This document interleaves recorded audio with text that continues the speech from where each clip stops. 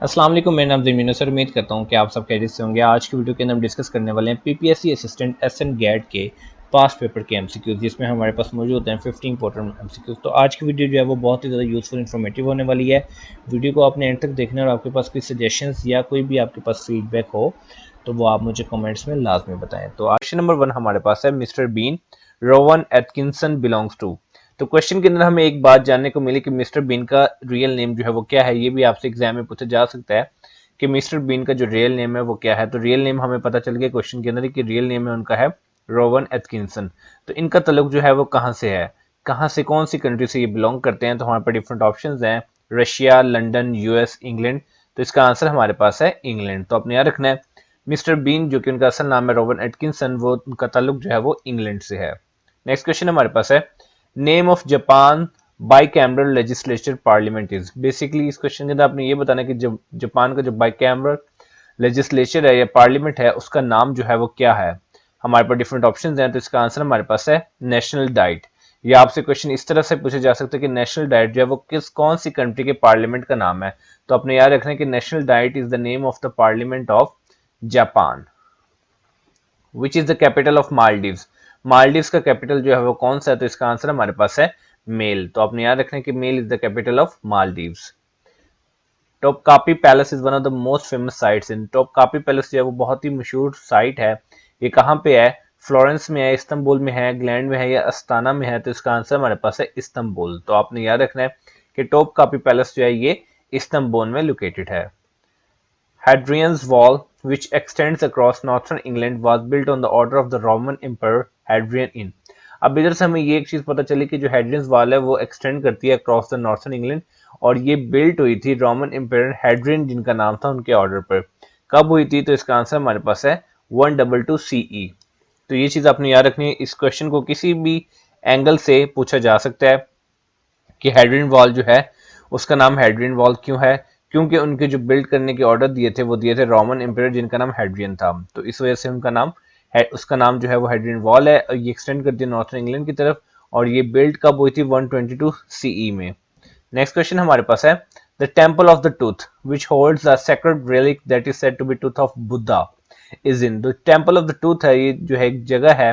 आपने बताना है कि कहाँ में है। श्रीलंका के अंदर है। एक तो हमें इन्फॉर्मेशन ये मिल गई, दूसरी हमने बताना है कि श्रीलंका में कहाँ पे है। कैंडी में है, जाफना में है, कोलंबो में है, ये गेल में है। तो इसका आंसर हमारे पास है कैंडी, श्रीलंका। तो अपने याद रखने की जो टेम्पल ऑफ द टूथ है, जहां पे कहा जाता है कि टूथ है बुद्धा का, जो कि एक सेक्रेड रेलिक है, जगह है, तो ये लोकेटेड है कैंडी, श्रीलंका के अंदर। नेक्स्ट क्वेश्चन हमारे पास है, Salisbury is the old name of. Salisbury जो है किसका पुराना नाम है। तो इसका आंसर हमारे पास है हरारे। तो सेलिसब्रे जो है वो हरारे का पुराना नाम है। नेक्स्ट क्वेश्चन हमारे पास है, Hispaniola is the old name of. Hispaniola जो है वो किसका पुराना नाम है। तो हमारे पास डिफरेंट ऑप्शंस हैं, ईरान, क्यूबा, फिजी, हैती। तो इसका आंसर हमारे पास है हैती। तो अपने याद रखने के हिस्पैनियोला जो है वो हैती का पुराना नाम है। नेक्स्ट क्वेश्चन हमारे पास है, अरमगाने हिजाज वाज रिटन बाय। अरमगाने हिजाज जो है ये किसने लिखी। हमारे पास डिफरेंट ऑप्शंस हैं, इलामा इकबाल, अबुल मदूदी, मीर अमान दहलवी या सर सैयद अहमद खान। तो इसका आंसर हमारे पास है इलामा इकबाल। तो अपने याद रखने के अरमगाने हिजाज जो है वो इलामा इकबाल ने लिखी। नेक्स्ट क्वेश्चन हमारे पास है, which book is written by Syed Abul Ala Maududi. आपके पास डिफरेंट ऑप्शंस दी गई हैं, इसमें से आपने बताना कि बुक कौन सी है जो इन्होंने सैयद अबुल अला मदूदी ने लिखी। तो इसका आंसर हमारे पास है पर्दा। विच of the following country is called enclave. कौन सी कंट्री है जिसको इनक्लेव भी कहा जाता है। तो इसका आंसर हमारे पास है सैन मेरिनो। तो सैन मेरिनो को इनक्लेव भी कहा जाता है। नेक्स्ट क्वेश्चन हमारे पास है, Madagascar is off the coast of which country. Madagascar जो है किसकी जो है ऑफ द कोस्ट है कंट्री के। तो इसका आंसर हमारे पास है मोजाम्बिक। ठीक है, मोजाम्बिक जो है, सो मेडागास्कर जो है वो is off the coast of the Mozambique.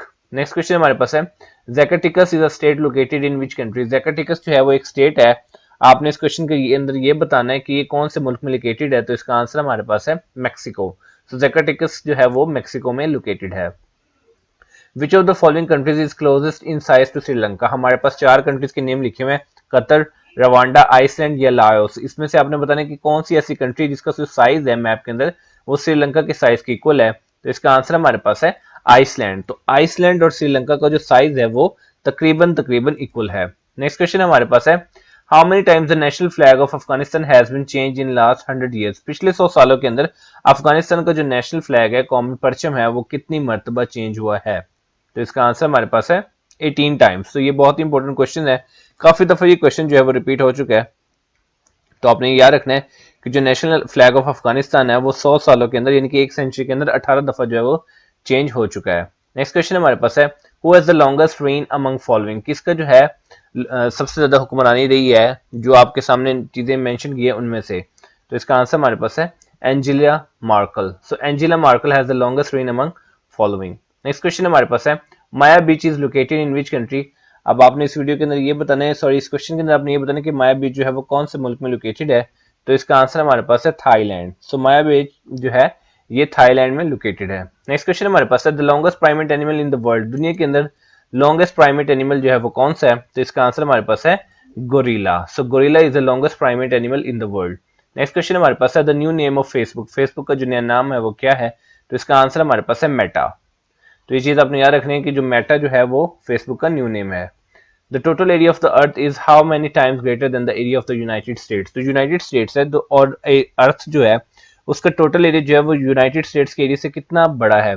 तो इसका आंसर हमारे पास है 52 टाइम्स। तो अर्थ की अगर हम बात करें और यूएस की बात करें तो अगर 52 यूएस हो तो एक अर्थ बनती है, यानी कि टोटल एरिया जो है वो 52 टाइम्स ग्रेटर है than the area of the US. Next question हमारे पास है, which of the following countries is an archipelago located in the Indian ocean, कौन सी कंट्री जो कि आर्किपेलागो है और इंडियन ओशन में लोकेटेड है?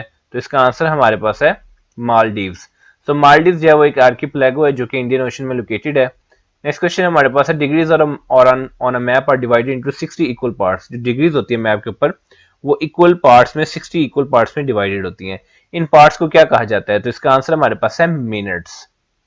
नेक्स्ट क्वेश्चन हमारे पास है, the president of USA asked British government to divide India into two parts namely Muslim India and Hindu India. कौन से प्रेसिडेंट थे यूनाइटेड स्टेट्स ऑफ अमेरिका के जिन्होंने ये कहा था ब्रिटिश गवर्नमेंट को कि वो इंडिया को दो पार्ट्स के अंदर डिवाइड कर दें, एक पार्ट होगा मुस्लिम इंडिया और एक होगा हिंदू इंडिया? तो वो कौन से प्रेसिडेंट थे यूएसए के? तो इसका आंसर हमारे पास है एफडी रोजवेल्ट। एफडी रोजवेल्ट वो प्रेसिडेंट थे यूएसए जिन्होंने ब्रिटिश गवर्नमेंट को ये कहा था कि वो इंडिया को दो हिस्सों में डिवाइड कर दे, एक हिस्सा होगा मुस्लिम इंडिया और एक हिस्सा होगा हिंदू इंडिया। नेक्स्ट क्वेश्चन हमारे पास है, who was the first woman to run for president of the United States, कौन सी पहली खातून है जो कि यूनाइटेड स्टेट्स के लिए उन्होंने यानी कि जो सबसे पहले जो है वो यूनाइटेड स्टेट्स की पहली खातून जो है वो प्रेसिडेंट बनी? तो इसका आंसर हमारे पास है Victoria Woodhull. So Victoria Woodhull was the first woman for the president of United States. Next question हमारे पास है, डिसअपॉइंटमेंट आइलैंड, एक आइलैंड का नाम है डिसअपॉइंटमेंट आइलैंड। तो आपने ये बताना कि ये कौन सी कंट्री में लोकेटेड है? तो इसका आंसर हमारे पास है न्यूजीलैंड। तो आपने याद रखना है कि डिसअपॉइंटमेंट आइलैंड जो है ये न्यूजीलैंड में लोकेटेड है। Whose face was first uploaded in Facebook, कौन सा फेस है जो सबसे पहले फेसबुक के ऊपर अपलोड हुआ था? तो इसका आंसर हमारे पास है अल पसीनो। So Al Pacino face was the first uploaded on the Facebook. Cape Agulhas is where the two oceans meet, Cape Agulhas जो है वो जहां पे मीट करता है वहां पे दो ओशंस मीट करते हैं, वो दो ओशंस कौन से हैं? तो इसका आंसर हमारे पास है अटलांटिक एंड इंडियन। तो ये चीज आपने याद रखनी है कि Cape Agulhas is where the two oceans and the two oceans are Atlantic and Indian ocean. The scientific study of measurement is known as, measurement की साइंटिफिक स्टडी को क्या कहा जाता है? तो इसका आंसर हमारे पास है मेट्रोलॉजी। तो आपने ये चीज याद रखनी है कि अगर आपसे ये पूछा जाए कि साइंटिफिक स्टडी ऑफ मेजरमेंट को क्या कहा जाता है तो उसको कहा जाता है मेट्रोलॉजी। इसके साथ साथ आपके पास और भी ऑप्शंस हैं, जैसे कि एंटोमोलॉजी लिखा हुआ है और उसके अलावा लिखा हुआ है एक्थायोलॉजी और इकोलॉजी। तो ये चीजें जो है इनकी भी डेफिनेशन आपको पता होनी चाहिए। तो बेसिकली एंटोमोलॉजी जो है ये इंसेक्ट्स की जो है साइंटिफिक स्टडी को कहा जाता है और ये ब्रांच है जूलॉजी की। ठीक है, तो एंटोमोलॉजी जो है वो स्टडी ऑफ इंसेक्ट्स को कहा जाता है। इसी तरह इक्थायोलॉजी है और इक्थायोलॉजी को हम कहते हैं बर्ड्स की जो ऐसी होती है जिसके अंदर हम स्टडी करते हैं फिश को, जिसके अंदर बोनी फिशेज आती हैं, कार्टिलेजिनस फिशेज आती हैं, यानी कि फिशेज की स्टडीज को इक्थोलॉजी कहा जाता है। और इकोलॉजी कहते हैं एनवायरनमेंट की स्टडी को। Chemical name of dry ice, dry ice का जो केमिकल नेम है वो क्या है? तो इसका आंसर हमारे पास है solid carbon dioxide. How many meters are in 1 mile, एक मील के अंदर जो है वो कितने मीटर्स होते हैं? तो इसका आंसर हमारे पास है 1609.34 मीटर्स। तो ये चीज आपने याद रखनी है। 1 किलोमीटर के अंदर 1000 मीटर्स होते हैं, जबकि 1 माइल के अंदर 1609.34 मीटर्स होते हैं। नेक्स्ट क्वेश्चन हमारे पास है, मॉन्ट्रियल प्रोटोकॉल 1987 वाज, जो मॉन्ट्रियल प्रोटोकॉल था 1987 का, वो क्या था? तो इसका आंसर हमारे पास है treaty to protect ozone layer. So basically Montreal protocol 1987 is related to the treaty to protect the ozone layer. Dissolve oxygen in water should be, dissolve oxygen जो है वो पानी में कितनी होनी चाहिए? तो इसका आंसर हमारे पास है 4 to 5 ppm. So 4 to 5 ppm जो है डिजोल्व ऑक्सीजन वाटर के अंदर होनी चाहिए, और ppm से मुराद है पार्ट्स पर million. Why normal rain is slightly acidic, जो नॉर्मल रेन होती है वो स्लाइटली एसिडिक क्यों होती है? तो इसका आंसर हमारे पास है कार्बन डाइऑक्साइड और वाटर जो होते हैं बादलों के अंदर वो रिएक्ट करते हैं और उससे कार्बोनिक एसिड बनाते हैं, इसलिए जो नॉर्मल रेन होती है वो स्लाइटली एसिडिक होती है. तो ये चीज आपने याद रखनी है, नॉर्मल रेन इसलिए स्लाइटली एसिडिक होती है क्योंकि कार्बन डाइऑक्साइड और पानी बादलों के अंदर मिलकर कार्बोनिक एसिड बना देते हैं. The yellow colour in photochemical smoke is due to the presence of, अब जो स्मोक है उसका येलो कलर किस वजह से होता है, किसकी प्रेजेंस की वजह से होता है? तो इसका आंसर हमारे पास है नाइट्रोजन डाइऑक्साइड. तो ये चीज आपने याद रखनी है कि जो येलो कलर है फोटोकेमिकल स्मोक का, वो उसकी जो वजह है वो नाइट्रोजन डाइऑक्साइड है. How many layers of the atmosphere, atmosphere की जो है वो कितनी लेयर्स हैं? तो इसका आंसर हमारे पास है 5. तो आपने ये चीज याद रखनी है कि एटमोस्फेयर की 5 लेयर्स हैं. नेक्स्ट क्वेश्चन हमारे पास है when a single month has 2 full moons the second moon is called, जब सिंगल मंथ के 2 चांद होते हैं तो दूसरे चांद को क्या कहा जाता है? तो इसका आंसर हमारे पास है ब्लू मून. तो ये चीज आपने याद रखनी है कि जब एक महीने के अंदर 2 फुल मून हो तो दूसरे मून को हम कहते हैं ब्लू मून. अब बेसिकली ये जो क्वेश्चन हम देख रहे हैं ये एवरीडे साइंस से रिलेटेड है.